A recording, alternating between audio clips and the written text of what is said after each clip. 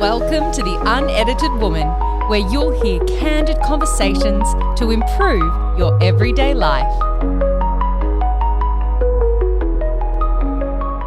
Hello, everyone, and welcome back to another episode of The Unedited Woman. Here in the studio today, I have the beautiful Jacintha Field.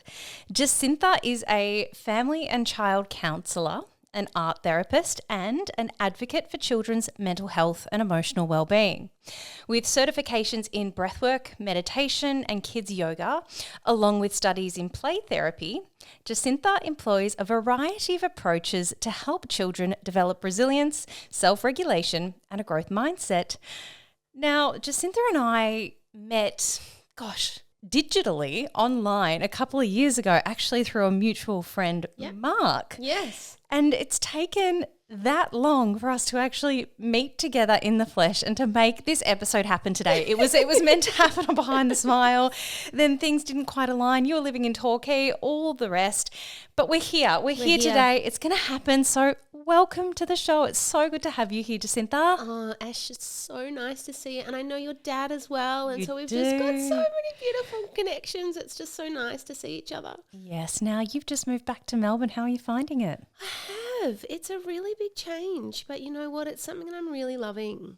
Really loving. Like, we moved to Torquay 4 years ago, and that was what my soul needed at the time. We separated, and I was going to move down to Torquay for many years before that, and my soul just needed the beach, and it just needed to be away from Melbourne, and I needed to create a new self. So there was a lot of healing that happened down there, and I had my own private practice, and it's been really beautiful. But things have grown and evolved, and it's time to come back to me and family and the evolution of Happy Cells Kids. Amazing, which we're going to dive more into a little later in this conversation today.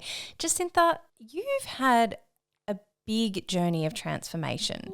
You are a sober human, but you're also so much more than that. So I'd love to kick it off with you sharing a little bit about your story, your journey, and what has led to creating the person that you are today. I mean, that's a really big question, but here we go. So I always knew that I was very different to other people. I didn't really connect to certain people, or I just always knew that I was different, and certainly the black sheep of the family. And I went down a healing path. About 20 years ago, I started meditating. So while going through my party days, I just knew that wasn't where I wanted to be. And I would wake up on a Sunday morning, I'd have KFC and chicken Philly burger combo, upsized with extra chicken salt, and then water to, balance. Of course, #balance. Balance. And it was just not the life that I wanted. And I just wasn't really sure how to change or move, because everyone around me wasn't evolving in that way that I was. And it was quite confusing for me at the time. And so then when I had a child, obviously during breastfeeding, I wasn't drinking, etc. And then when he was 18 months old, I went out and I just tried to get back to my old life, and not drinking for 2 years. To be able to do that, it didn't end up very well. And I remember having a hangover for 5 days, and I said, that's it, I'm done. And because I used to drink a lot, it was really hard for people to comprehend and understand. But when I was pregnant, I had so much fun. I would still go to nightclubs with my friends and dance and still have so much joy. And I remember one of my friends at the time saying to me, you're the funnest one here. I'm like, yeah, I know. Like, why do we need alcohol? And so it was this beautiful moment for me of that. I just don't want to do that. But then the Australian culture is that we, drink to get drunk. And if you're the drunkest person in the room, you get a badge of honour. And it was scary for me to move away from drinking at that time. Well, it wasn't scary for me, but it was, I think, very triggering for people around me, because they, as I've realised over time, I brought up something inside of them that they couldn't actually do. And you become that mirror to their behaviour, right? Absolutely. And so when they see you, they're like, oh, I don't drink much. And it's like, I have no judgment towards I was just asking how you've been. I don't have any judgment towards you. I have had such fun in my life. Like, whatever part in your life, that whatever journey you're on, I am so supportive of wherever you are. And maybe drinking isn't something that you want to stop. Maybe you enjoy it. And so then I started studying integrative nutrition to become a holistic health coach, and I'd always been quite healthy, but I just went to quite an extreme level actually of just making sure that I was eating everything that was right for my body. And that was quite frustrating for people around me because I went to the extreme level of I'm not having that, or I'm not going there, I'm not doing this. And I didn't have a lot of balance in my life during that time. And so that was a bit frustrating. But I also learned so much. I learned about labels and what I was eating and all of these things. And so then I was a health coach. And then I actually created a 21-day self-love program as well, which was on one of my friend Charlie Goldsmith's platform as well. And it was just a beautiful journey. You know, it was just this beautiful journey. And then in 2019, 2020, I could just feel myself evolving. We separated. And even though I'd done a lot of meditation and breath work and mindfulness, and I did a lot of yoga, and my son had these really big feelings and emotions that I could not support at the time. He was throwing bins around the house. He was running up the street. And I was like, whoa, I just don't know how to handle this, because it was COVID, we separated, and he started school all at the same time. Wow. And he was not okay. He was not okay. And I was very lucky to do a sadhana practice during that time. But I just knew with breath work and meditation, it wasn't enough for him. He needed more. So I started studying as much as I possibly could and researching, and how can I support his emotions and how can I support him. And then I studied to become a family and child counsellor, an art therapist, and I just studied to be able to support my own son. Then during COVID, I saw that kids couldn't gain access to psychologists, and that just broke my heart. With everything that I'd learned over my 20 years of my own journey, I was like, I have these tools to be able to support people. And that was the birth of Happy Souls Kids. So it was just this element of like, I know I can help people. Like I've been through all of this, and I've spent my adult life dealing with my childhood.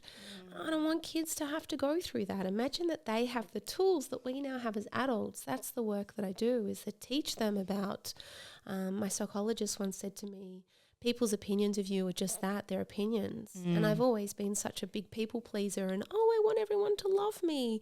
And it was that pinnacle moment during my separation of, you know what, not everyone's going to like you in life, and that's okay. Yes. I remember when somebody said to me that what people think of me is none of my business. That was like a light bulb moment for me.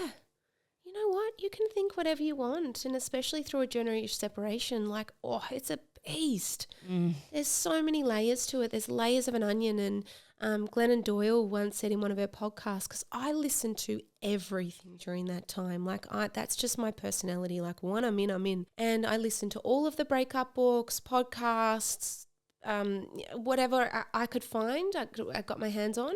And Glennon Doyle once said, and I just resonated to this so much, she said, when you separate, people will call you and have a 5-minute conversation with you, and they will try and work out who's at fault, and they'll go to that person. But how can you tell them about 9 years of your life? Nobody ever knows the intricacies of what goes on behind closed doors. No, at the end of the day, it's two people's fault. And two people's different realities.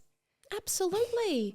We're all different, and this is something that I've learned through my own journey as a counsellor as well, is that we all have our own triggers and experiences and different things that have happened to us over in our life. So what is a trigger for me is not a trigger for you, or what is a projection for me is not a projection for you. So it's we don't know people's life experiences, and there's so much even in this with relationships as well, is that we want our partner to show up in a certain way, or we want our partner to be something, but we don't know their experience. We don't know their childhood. We don't know what's happened in their life and what their beliefs and habits and all of these things are. I often say that with kids, like if my son does something, I'm so compassionate towards him and say, that's all right, mate, you made a mistake. But in my past relationships, if they did the same thing, I'd hold on to it for 6 years. Why do we do that? Yeah. We let children go, but it's at the end of the day, we're all got our inner child. So it's like letting these moments just pass over and say, that's okay. We made a mistake. And even taking that one step further and being able to talk to ourselves with the same compassion that we would a child who's learning something for the first time. Yes. I often have this analogy that I talk to a lot of my parents in practice in Happy Souls Kids. I had a private practice in Torquay for 4 years. And I would say, you know that moment when you're in the kitchen and you pour the milk all over the ground and you get really angry with yourself and you're so frustrated. I said, what if you just said to yourself, that's okay, I made a mistake. And they're like, I said, so what happens is when your child knocks over their toy or they're building Lego and they knock it over and they scream and yell and they're really horrible to themselves, I'm so stupid. And you actually realize that's what you just said. 5 minutes ago in the kitchen, you're mirroring that behavior. What about if we all just had compassion for ourselves and love and just said, that's okay. You know, I'm learning, I'm growing.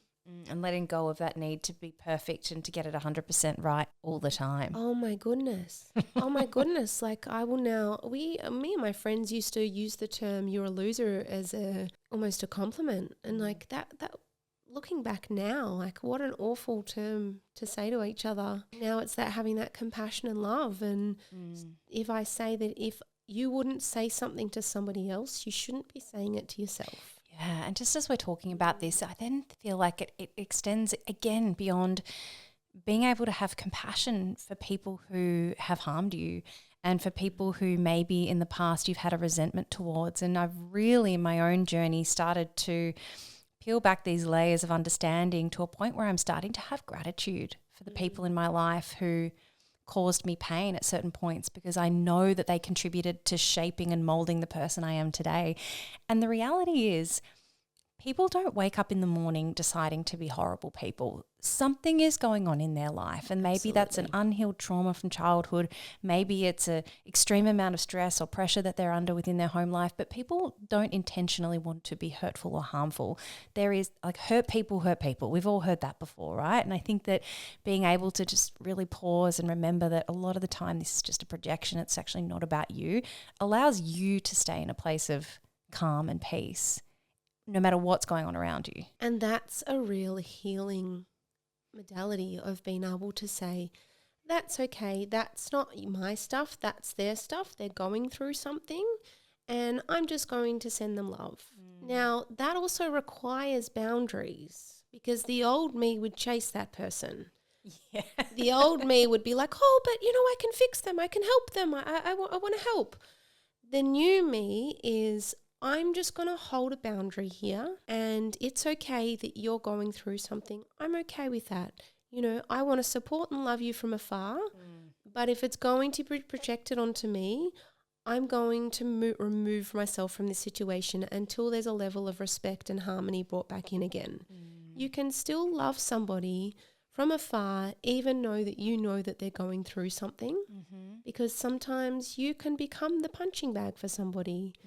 And I think that that's part of my healing journey, is realizing when to walk away and when to stay. So powerful. I want to ask you, having gone through this myself, but the difference between our experiences is that you've experienced divorce with a child, whereas I didn't have children in my situation.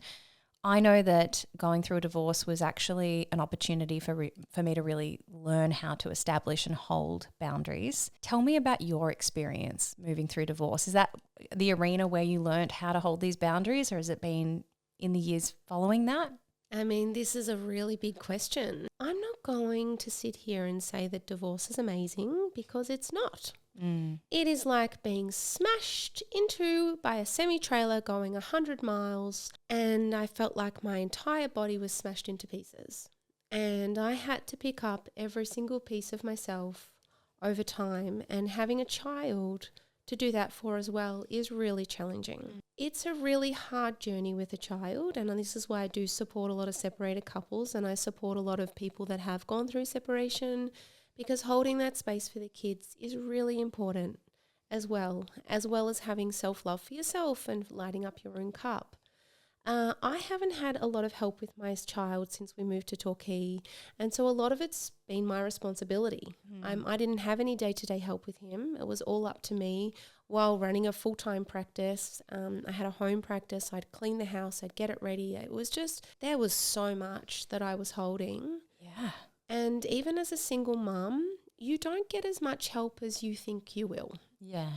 And that was very surprising to me, the lack of support that was offered. But at the same point, I'm also really grateful because I'm so proud of myself for being able to hold everything for so many people, as well as myself and my child, and being able to help him heal and being able to help myself heal as well. So help me understand this.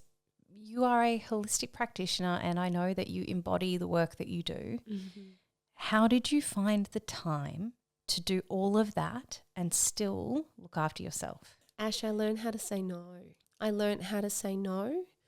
What does that look like? Because I really want people listening here today to be able to really get this in their bones, because I think we talk about boundaries and saying no. What does it look like? It means showing up for myself first. And for 4 years, I didn't have anything to give to anybody else apart from myself and my son. And for many years, I was surrounded by many acquaintances. I won't call them friends. And I knew a lot of people.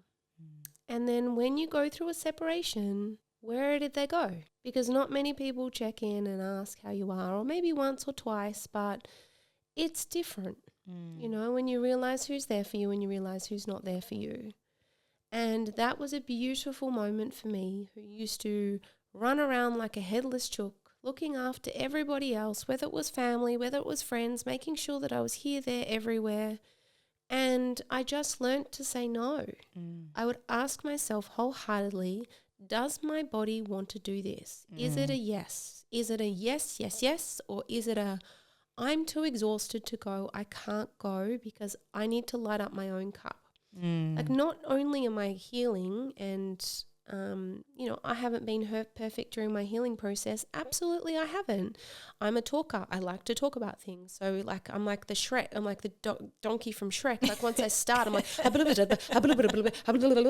and my separation was, oh my gosh, there was so many bombs thrown at me so many times. And I just could not comprehend some of the things. I was like, but what do you mean? Like, I can't, what do you mean? Like, a child. And, you know, it was a lot. And so I talked my ear off to certain people, and it was only a select amount of people, but I learned to even just sit in my own pain. I learned to just stop projecting it onto other people, and I learned to just sit in myself. And there are absolutely still times that I'm like the donkey from Shrek, but I just learned to sit with myself and cry and let it all out in whatever way that needed to happen. And sometimes that was, I feel like I need joy and I'll go surfing.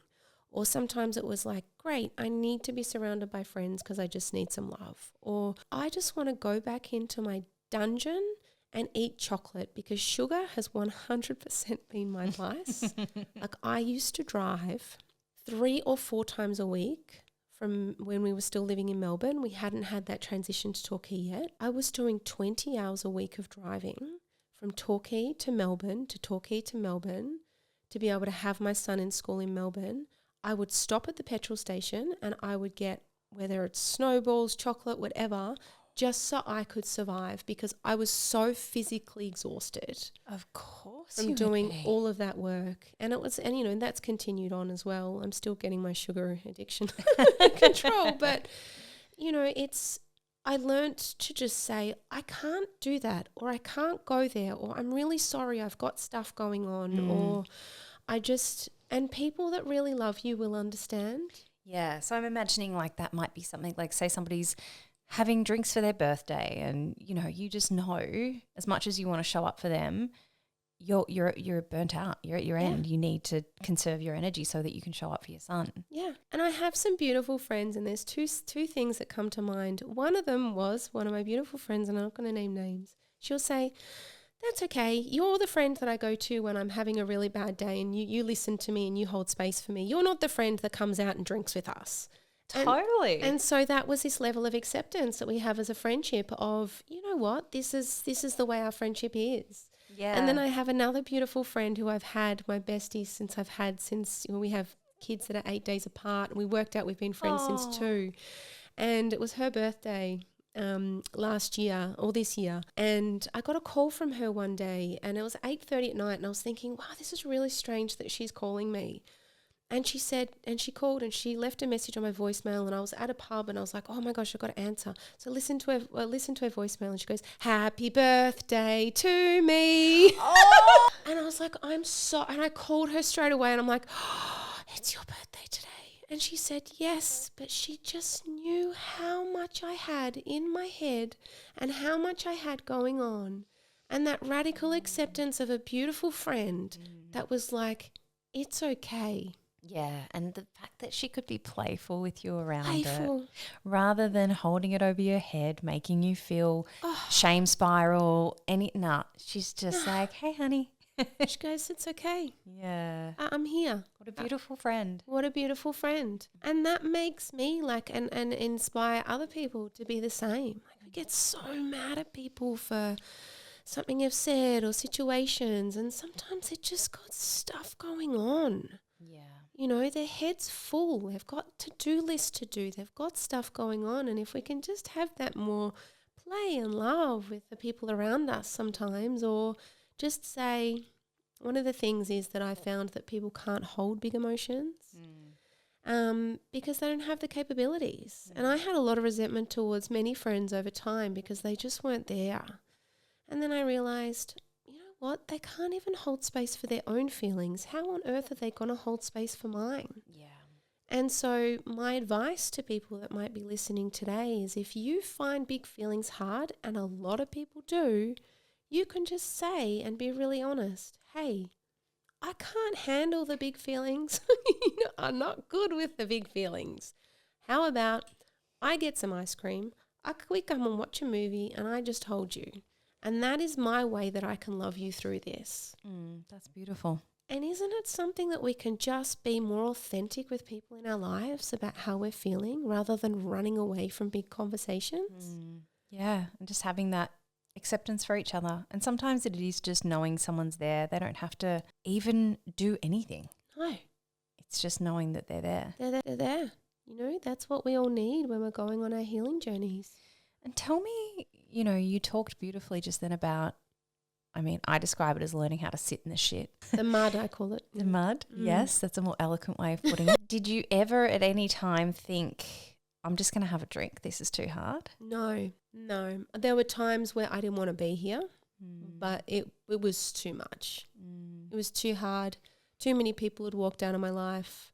There were too many layers. It was too much. And how did you get yourself from that absolute depth of darkness to not even wanting to be here anymore to where you are now? My son, when you're a mum and you look at that person and they say, Mummy, I love you, and Mummy, thank you, and you look at their eyes and you can see how much that they love you, that's what gets you through. But drinking, no.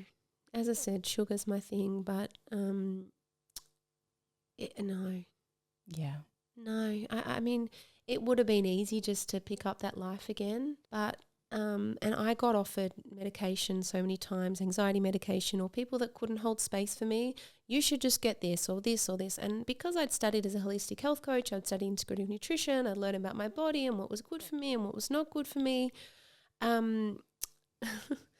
I said no. I said, thank you so much for your opinion, but that's not something that I want to do. And they would push it down my throat, and I would be like, thank you so much, but this is not the way that I want to go. My personal opinion, and everybody has their own opinions about things. I didn't want to mask what was going on with me. I had years of traumas to go through. I was in a very domestically violent relationship for 15 years of my life. Wow. Before I separated. And I'd never really dealt with the depths of that.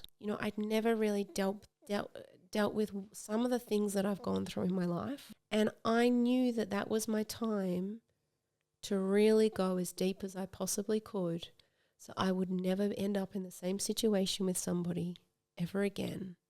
Or attract, we attract things that are inside of us. I didn't want to attract that ever again. That sounds absolutely horrific, and I'm so sorry that you experienced that. Did you realize what was actually going on at the time, or do you feel like you were kind of numb to it?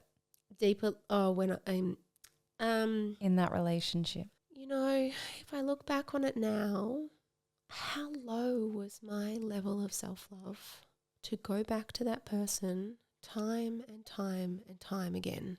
He would jump over the fence and leave for 3 or 4 days and turn his phone off, and I would still go back to him. Yep. You know, it's just, that is a really broken human. Not just him, he was broken. That was me as a little girl that was just craving love. And I would say things like, no one will ever love you. And at the time I believed it. Yeah. So I knew that I needed to go to the depths of me. Like I needed to, if everyone else was away, I had to learn that I am my own hero, that I am the person that should love me more than anybody else in the world.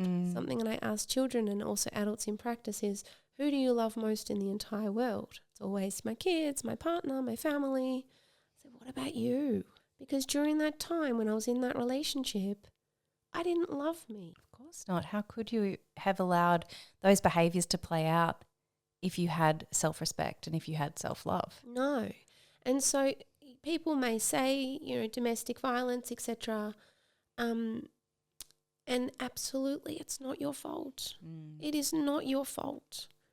But then we've got to ask the question of, why did you stay? Yes. And that's where we need to work on ourselves. That's the moments that we need to work on ourselves and say, I deserve better than this. And often I find it can sometimes be, if you can't find the answer for yourself, a question can be, would I allow this behaviour to happen to my daughter? Yeah. And It Ends With Us is the perfect movie for that. That was very triggering for me watching that, because this was someone I was with when I was just, 17, 18 years old. You know, it was a long time ago. I hadn't even grown into a woman back then.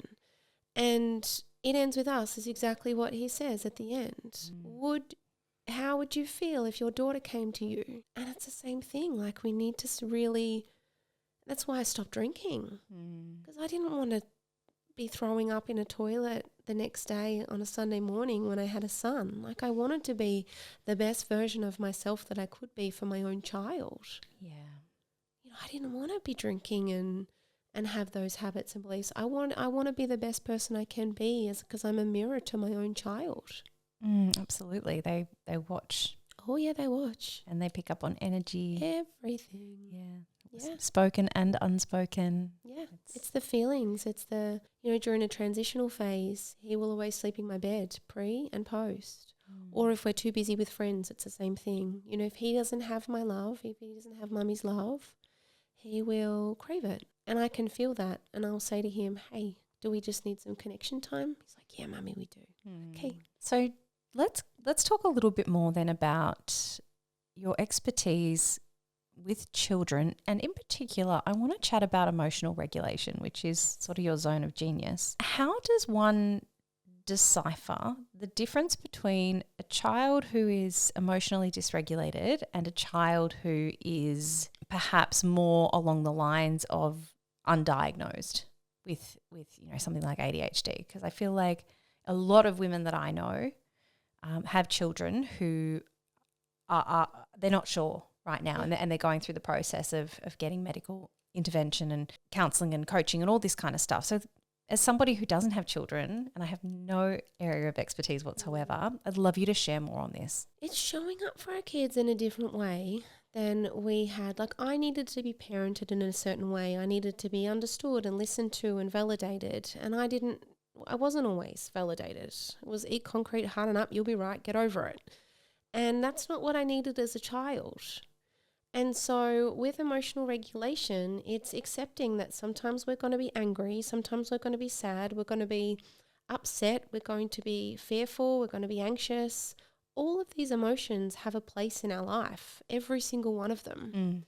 And we were always told to stop feeling. And so now it's just a different way that we show up for our children, where we allow them to feel. And if they're angry, you're like, oh, okay, you're feeling angry today. That's okay. Let's get a pillow and you get all your anger out on the pillow. Let's stamp your feet. Let's scream into a pillow.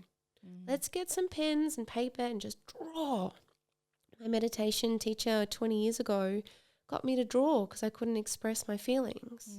So she just got me to use colour and draw. And what happens when we do that, when we allow ourselves to express our emotions through art? Our feelings go away, because if we don't allow ourselves to feel, then we go out and use drugs and alcohol and social media and sugar and all of these things. We mask what's going on from self-regulation. Often it can be food. So it's like just calling out with our feelings and allowing everyone to feel. In a family situation, I will say, like, hey, if you come home, you don't need to be Superwoman or Superman. Come home and actually say, hey, I had a really awful day today because I got a little bit frustrated in this circumstance. You know, this wasn't okay and this happened. And then that allows your children to feel as well and gives them permission. Because it's neurodiversity is 1 in 10. Wow. It's 1 in 10, and that's diagnosed. You know, there's a lot that hasn't been diagnosed as well. And so it's just allowing your kids to feel, because the thing is that if they act in certain ways, they don't blame you, they blame themselves. And then they feel an element of guilt and shame. We don't want them to feel that, because if they're neurodiverse, they already have a lack of self-worth. And so that level of self-worth that they feel, they're not blaming you, they're blaming themselves. So it's just having compassion and empathy towards children. They're doing their best. They're doing the best that they can. Yeah, they're going to make mistakes. Yeah, their big feelings and emotions are going to come out when you least expect it. And potentially at a supermarket. There was one time my son wanted this particular toy and I said no. I sat with him in the supermarket for 45 minutes and I said, whatever you've got to move through here, mate, I am right here for you. Lael Stone is one of my beautiful mentors in this space. And, you know, she says we have to hold the boundary so they can push up against it. And when we push up against that boundary, what it allows them to do is those big feelings that they've got inside, it gets them to release them. Like, release those big feelings, get them out of your body. Give them permission to do so. If we say stop crying, you're actually saying to stop feeling. And you've got to feel it to heal it, right? Got to feel it to heal it. Otherwise that stuff just gets stuck. And that's the thing, like as children, like we want to teach them now so they don't have 20 years of feelings that come out at a nightclub or wherever they may be when they're partying. And if we create a safe space for kids now, then when they're teens, they come in and they say, oh, you know what, Mum, Dad, this happened when we went out, because they know that you're not going to get angry with them. I'll say to my son, hey, just be really honest with me. If you go do whatever, I just want you to come and be honest with me. And I'm not going to get mad with you. And whenever he says something to me, I say, hey, thanks so much for being honest with me. So he feels the need to have that communication and level of love. But when it comes to kids, it's about connection. If they're dysregulated, what they need is connection. And they might say to you, get out of the room. I don't want you around. What they're actually saying is, oh, I'm really scared of these big feelings and I don't know how to deal with them. And I really need your help and support to be able to move through them. Okay, so hypothetically, I'm a parent and I've got a young child who is moving through some big emotions. And I've just gotten home from work and I'm exhausted and I've got to get dinner on and I can see they're having a meltdown. Like what do you do in that moment? Do you prioritize getting the food done? Do you prioritize going to this child? You've also got another child who's doing their thing. Like, how does one manage all of that? Yeah, we stop the food. Okay, the cleaning. Kids don't need a house that's 100% spotless. Kids don't need that. They need you. We don't need to have all the washing done and everything to be perfect all of the time. What a child needs is you. I'll give you an example. In the morning, a kid, we're rushing them out of school. You're rushing them out the door. You know, get your breakfast ready. Come on, we got to go. They're not ready to disconnect from you. And we rush them out the door. They get to school. They're like, I don't want to go. And you're like, you have to go to school. And then that fills their cup up a little bit more. And then one of the kids in school says, I don't like you. You're not my friend anymore. You're not my best friend.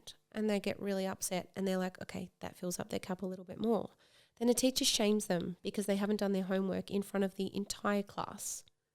Then they go to recess. They forget their lunch. Then they come back. They get shamed by their teacher again. Then they're at lunchtime and they can't find any friends to play. And then in the afternoon, they've got PE and they don't do so well in it. And then they see you towards the end of the day and they have this entire cup full of all of these things that have happened during the day. And then we meet them with, come on, we got to go. Let's go right now.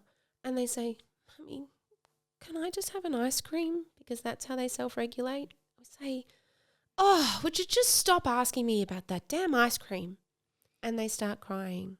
And you say, stop overreacting about the ice cream. And it wasn't about the ice cream. It's never about the ice cream. Never about the ice cream. It's the same when you're an adult. No, it is not about the ice cream, even in a relationship. It is not generally about that moment that has just happened. It's the feeling and it's the emotion behind the actual situation that's happening. And that's what we need to get into with children. So if we can just meet children where they're at and just have that more compassion and empathy, that's where we need to meet our kids. What's your take on talking to children like an adult? I don't know why this question just popped into my head, but like at what point, at what age do you start communicating to them like you do, like rather than dumbing it down or baby talk or, like is it just like the younger the better, or is it meet the child where they're at? Like I'm really curious. It's meet them where they're at. Different kids, we can't put an age limit on it because a child that's 2 for somebody might have the emotional intelligence of a 5-year-old. Every child's different, so we can't put age limits to it. But communication is key with kids. Even what they're doing on the weekends, like they need to know what they're doing. Otherwise we go, come here, let's go here, we're going here, we're going here. And they're like, I have lost all control out of my life. Especially when you're separating during that time. They need to know where they're at, where they're going. They need to have choice.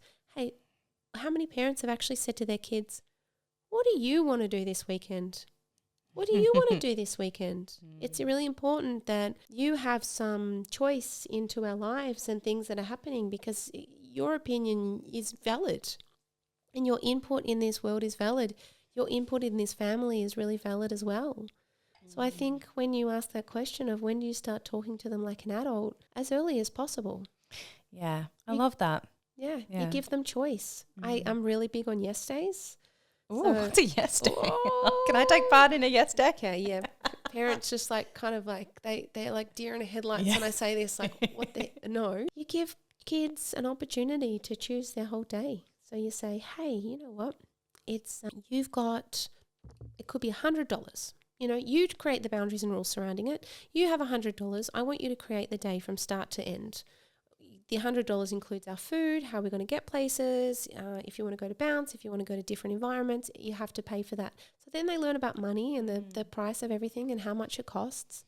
Or it could be we don't give you any money and we just ride our bikes places, but you get to choose where we're going.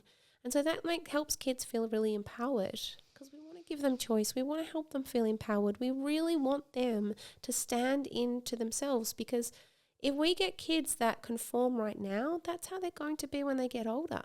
So the wild children are the ones that push your boundaries. It's almost having like little fist pump moments. Like if you're going to stand up to me when you're younger, you're going to be good when you're older, because you're going to be able to do that. But we, because of our own habits, beliefs, experiences, upbringing, triggers, we feel that we're really disrespected by our children. If you look at it from a moment of they're standing up to you, but they're going to be okay later in life, it's just harder when they're younger. I love what you said about like your job as the parent is to hold the boundary for them to push up against. Oh yeah. We don't let kids get away with lots of things. We've got to keep them safe, like safety, bring everything back to safety. Hey, it doesn't make me feel good when this circumstance happens. Or my son was lighting matches today and I said, okay, bring it back to your authentic feelings in those moments, because anger can come out as yelling or control. But if we go back to authentically, okay, I'm feeling really nervous when you're lighting lots of matches, because if you put it down on there, it could catch fire. We go back to the authentic feelings of how we're feeling in those moments. If we're crossing the road with somebody and one of our children doesn't hold our hand and runs across the road, I felt really nervous in that moment because there was a car coming and I wasn't sure what would happen. And what would happen if a car came and you were in front of it? So we get kids to think about these circumstances because we want them to think about what could happen. We don't say, okay, well, when you're crossing the road, like that car could come and smash you. Yeah. It's like, well, yes, that is one way that we could talk to our children, absolutely. But if we brought it back to, I felt really nervous because I was really scared that something might happen to you. What do you think would happen if we didn't pay attention? And so that's when we're talking about speaking to them like an adult. It's being authentic with our feelings, but Ash, not many adults can be authentic with our feelings. So right. This is my work with Happy Souls Kids. Most of the work is with the parents because kids are kids. They're going to muck up. They're going to make a mess. Mess is such a big thing with parents, is that they don't want their kids to make a mess. The mess, the healing's in the mess. Yeah. We make slime. We make like a sand tray.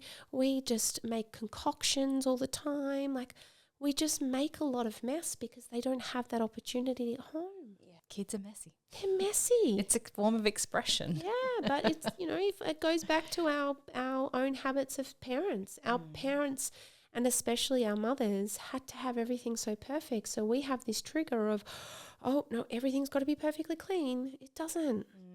The connection with our kids is so much more important than the mess. Yeah, I love that. All right, so let's go back to the scenario. I've stopped cooking. I've got one child having a meltdown and the other one who's stormed off to their room. Like, how do you be everything to everyone in that moment while still regulating your own nervous system? The first thing to do is regulate yourself. So that's really important. We just take a moment to take a couple of breaths because at times we all yell. It's hard. Parenting's hard. It's not an easy gig. And you don't know. One day you're super regulated and you can hold space for your kids, and the next day you're not regulated. So it's really important that they feed off our calm. So if they're up and we go up, you're going to meet them at the top and it's going to be an explosion. If they go up, we go down. Right. I love that. And so then they can feed off our calm. And so it's that moment of, that's okay, this moment will pass. That's okay, this moment will pass. And that's a mantra that you can say to yourself. That's okay, this moment will pass. And what happens if they're screaming and just totally like dysregulated on another level? You can't, you've got to let them see that through. You So cannot it's like ride the wave of the emotion. Absolutely. Like when they are at their height of their trauma or their emotional regulation or their emotional release, when they're at the height of that, you've just got to see them ride it out. You got to keep yourself safe. You got to create boundaries around that. Hey, I am right here with you. I can handle your big feelings and emotions. You and me have got this together, but I am not the person that you're going to let this out on because I need to keep myself safe. I have my own force field going on right here. I don't want you to come into my space and let your feelings out on me. Here is a pillow. Here is a calm space. I am right here. And if it becomes too much and they say, get out, get out, get out, you can stand outside the door and say, I got you. I've got every part of you. I am right here with you and I got you. And so it's allowing them to move through what it is that they need to move through, but being there for them. Now, if you've got two kids, that makes it harder. What we want to do is if it's a circumstance that happened with both of them, we want to just say, hey, I want to hear what you have to say because what you have to say is really important. It's like that thing that two people have an experience, but they see it differently because of their own triggers, their experiences, all these things have happened in their life. It's the exact moment of, hey, what they thought happened and what you thought happened is completely different. So we need to validate both of them. Tell me, what else happened? Talk about it with me. Let it all out. Tell me exactly the circumstance. Because this even works in a relationship. When you validate somebody, when you really truly validate somebody, whether it's a child or whether it's an adult, and you say, hey, thank you so much for sharing that with me. Thank you so much for telling me about your experience. That must have been really hard for you. That situation is generally dissolved and that's gone. So then we go to the other child and say, oh, okay, we've had some big feelings going on here. Can you tell me what happened? And you sit and you listen and you just listen. Oh, tell me more. Tell me more about what happened. Just tell me more. I want to know everything or get it all out. Lael Stone actually came with some brilliant thing that I haven't heard of before, and I do it with my son all the time now. I give him 5 minutes to scream, yell. He can swear if he wants to. If he has some big stuff going on in his body, he just lets it all out in that 5 minutes however he likes, and that helps him get it out of his body. We want to allow our kids to just move what is happening for them and validate them. And then when everybody's calmer, when things have been more regulated, then we can have a conversation around the boundaries around our household and different things and circumstances. Or I often in practice recommend to parents to use a rewind. Okay, if we could rewind back to that moment, how could we do things differently? Yeah. I mean, because having a rational conversation with somebody who's not in their rational mind is insanity. It's not effective. So there's no point. Exactly right. There's no point. You just got to ride it out until people are regulated, keeping yourself safe, holding boundaries, and letting them know that you're right there for them. Like I will say to my son, I love you when you're angry. I love you when you're sad. I love you when you're happy. I love when you enjoy. There's nothing that you could ever do for me not to love you. And he will often say to me, Mummy, you're grumpy. You need to go for a run. That's beautiful. So, 9, 10 years old, he's learned that my feelings aren't because of him. There's stuff that's going on for me. Wow, that's huge. Yeah. That's amazing.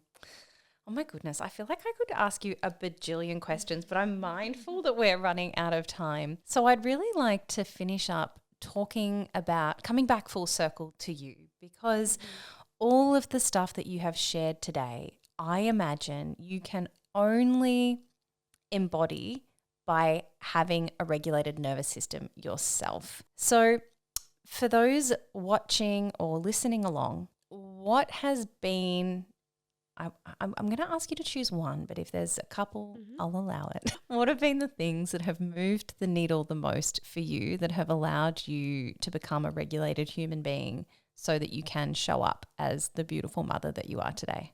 It's my breath. And it's not even necessarily doing breath work. I've done a lot of breath work over time. It's really coming back to my breath in moments where I feel dysregulated. I do this thing with my fingers and it says peace begins within me. So I touch my each one of my fingers and I bring myself into a level of calm. So for those who aren't watching and they're just listening along, what you did just then was you put your thumb and your forefinger together saying peace. And then your middle finger and your thumb together begins. Yep. And then your ring finger and your thumb together with. Yes. And then your pinky and your thumb together, me. Yes. Peace begins with me. Yes. Peace begins with me. That's beautiful. Yeah. Peace begins within me. And it's also something I teach kids in practice. They come up with 4 things that are important to them.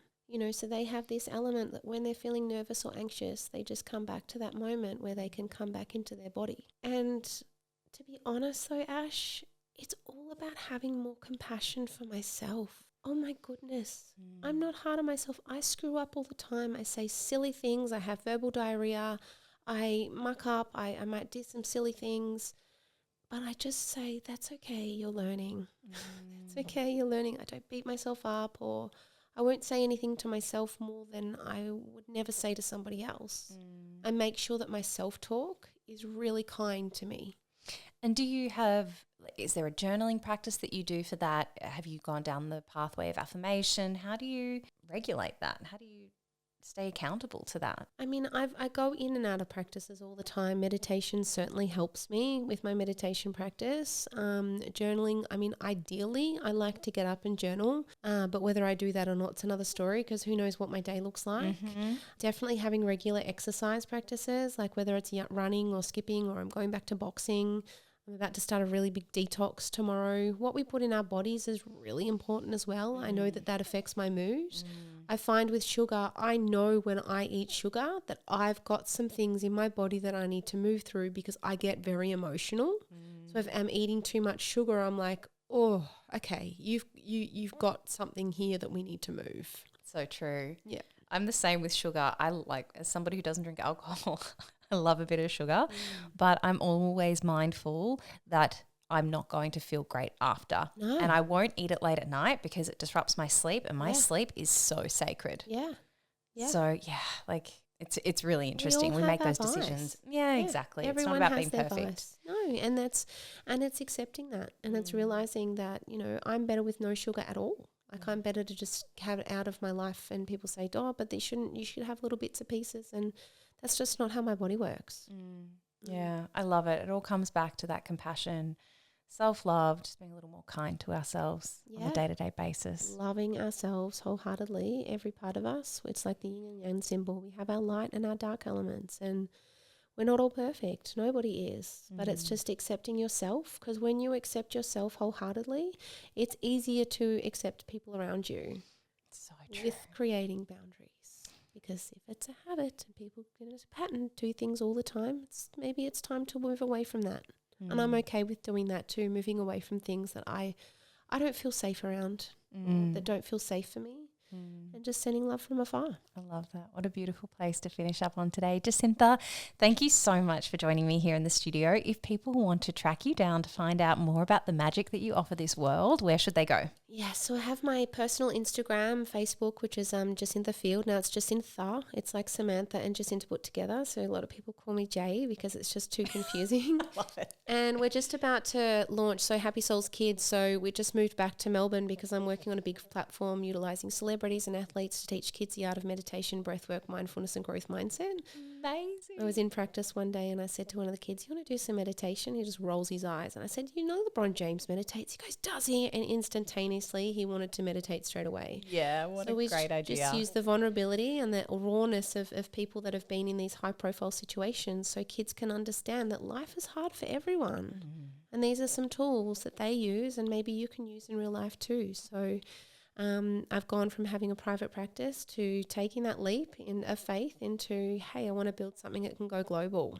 That's incredible. I'll make sure that I pop that information in the episode show notes. Once again, I just want to say from the bottom of my heart, thank you for being here and thank you for the magic that you give this world. Beautiful, Ash. Thanks for having me. My pleasure. Take care.